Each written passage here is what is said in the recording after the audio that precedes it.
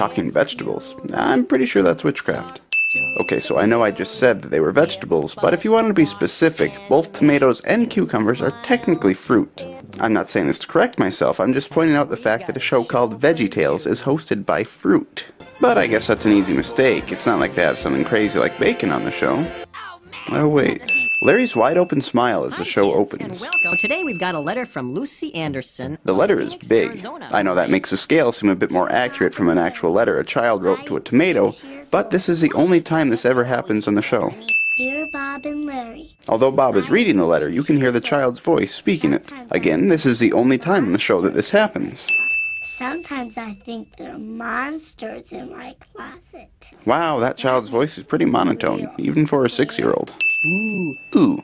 When Bob announces a video, Larry bends down on where the camera panned on Bob, and Larry stares down at what we can only assume is Bob's butt. If tomatoes have butts. Which they don't. What the crap is he staring at? Well then, stand back and behold! Your shadow says Short Scallion, but your voice says Jimmy Gord. Also, they are anthropomorphizing their machines in this world too, apparently. That is clearly a face. Don't go near that Not Jimmy Gord tells Frankensalary not to go near the door just as he opens the door.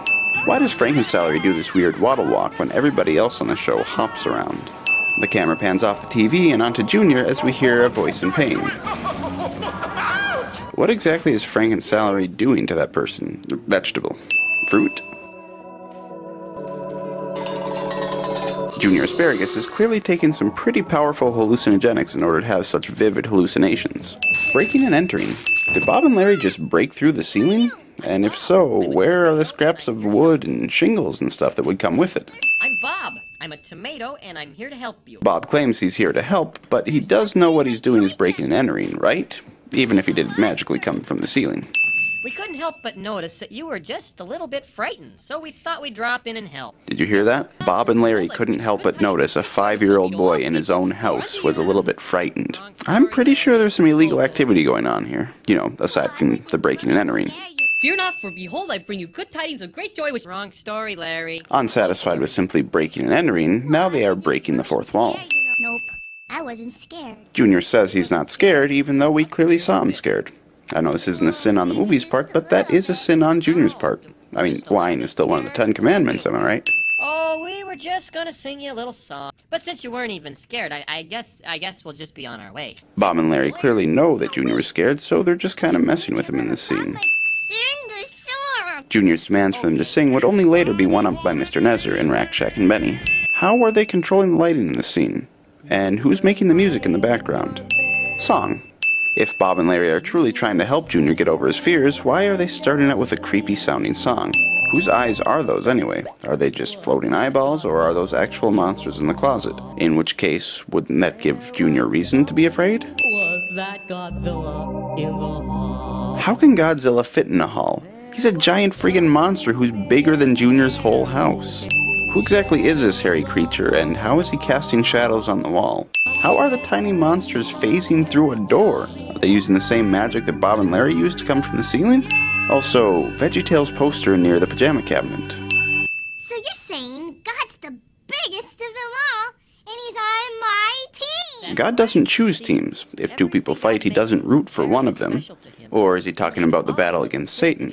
Which he didn't clarify that, so this could be kind of confusing for a younger audience. There's someone else who wants to meet you. Was Frankensalary just waiting on the roof of the house the whole time for Bob to cue him to come in? This is the same sound effect used from when Junior was hallucinating about his family portrait. Because using cliched stock sound effects once wasn't enough. Song. It's the same song as the last one. Where did Bob, Larry, Frankensalary, and the monsters go? Were they just in Junior's head this whole time? Was that VeggieTales poster in the background supposed to suggest that in this fictional story, in the fictional universe of VeggieTales, VeggieTales exists as a fictional show? I don't really know if that's worth giving a sin or taking a sin away, so I say we just leave the sin count where it is. Extra sin for not having a sin for the Water Buffalo song. Judging by this scene, as well as the events of The End of Silliness, we can assume that Archibald has at least some sort of a creative control over Silly Songs with Larry. And if that's the case, and if he really does oppose the Water Buffalo song as much as he acts like, why did he ever let it get this far into production in the first place? Long, long ago, in a faraway land, Narration. Also, who exactly is this narrator? I mean, basically every other character from this episode has returned in later episodes, except for the narrator. And why couldn't Bob have done the narration? I mean, he's not in this story, so he could very easily have done the narration. He is the host of the show, after all, isn't he? Song. I see they took the easy route and just chose to reuse Mozart for their song. King Darius demands an interpretation of his dream from his three wise men and gets angry when they don't give him one. But why is he getting angry in the first place? He never gave them any of the details of the dream. They just got there. Unless they're supposed to be psychic or something, which is never brought up, so I think this is a sin on King Darius's part. Daniel squashes his face against the camera, and yet the camera itself does not move from its original position. We interrupt this song to bring you more narration. So Daniel was able to explain the dream to Darius, and we can assume by this footage that Darius is giving him the details of the dream. Doesn't that kind of give Daniel a bit of an unfair advantage over the other three wise men, since they literally knew nothing about Darius's dream at all? You see, each one of them wanted to be second in command. But there's three of them. Did each of them want to be number two more than the other two? Or do all three of them think that they can just share the number two spot? Ah, so I see that Frankensalary isn't the only one who does a waddle walk, but still, aside from Frankensalary and this one scene, this is the only time that any vegetable or fruit in any episode of VeggieTales does a waddle walk. Song. Again. And it just might Work! If all three of them knew what the other ones were going to say, why didn't they all just say it in unison? Or for that matter, why didn't just one of them say it? Maybe they are psychic. The very next morning, Narrator again. Third time, by the way. Song. Again. This is a musical, apparently. We must bow our heads or bend our knees. Do any of the characters on the show have knees? And a lot of the characters, like Bob for example, are nothing but a head. so the law was passed. Oh, now the narrator gets a song. Even when he knew it could get him in trouble. Did you say trouble? Boy, that is one flimsy fourth wall that you continue to break. The smallest wise man has to carry Daniel from his backside, with his head. I'm pretty sure that's heightsist. I can see my house from here. No, you cannot. You were just carried away from your house for what we can only assume was about a mile or so. You're facing away from the direction where you came. You're not on a mountaintop or anything like that. You're not being elevated much, if at all, by being carried by the scallions. And on top of that, you are facing a pit of lions. You do not see your house. Hey, don't I get a phone call? Phone call in BC Babylon?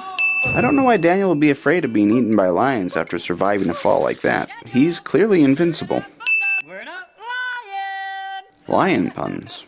Lions are gonna eat him! They're not gonna lie on him! Maybe they're gonna lie on him, then eat him. Or maybe they'll choose to lie on him after he's dead. Or maybe even lie on top of him in order to kill him. Oh no, what am I gonna do? Daniel's song is just a variation of the song that the wise men sang. Oh no, what we gonna do? Don't cry, Daniel. The narrator's singing, again. Where exactly is that hole? Is it the same hole that the wise men just covered with a rock? And if that is the case, why didn't Daniel just climb out? I mean, even if it is a different hole, he still probably could have found a way to get out if he really wanted to. Okay, so the wise men are out partying and having a good time, but where exactly are they? This looks an awful lot like the lion's den to me. By the time everybody shows up at the lion's den, the rock they put in front of the hole has been moved. Who moved it? See you guys later. Thanks for the pizza. I had pizza? Well, now that's just silly. Lions have no opposable thumbs. How could they make the pizza? Unless they called in for delivery on the phones that they clearly had back in BC times. And if they did order delivery, was it the pizza delivery guy who moved the rock out of the way of the pit? Because that would answer one question, but it would raise too many other questions, so we still have to sin this. Surely your God is above all men. Dang it, why are there so many songs in this? Oh yeah, I almost forgot this all takes place on a countertop. How do they get all those sets for those stories then? Do they use green screen? And wouldn't that get rid of Larry? So blue screen maybe? 1 pound ground beef. QWERTY, this is a recipe for meatloaf. I'm sorry, but that's not a recipe for meatloaf so much as just a list of things you will need for meatloaf. It doesn't have any cooking instructions at all whatsoever. That's Also, our recipe for meatloaf? Sorry about Is that. that where living food comes from? Okay, I thought that when a thank mother God. tomato We're and a always father looking out tomato... for you. No, never mind.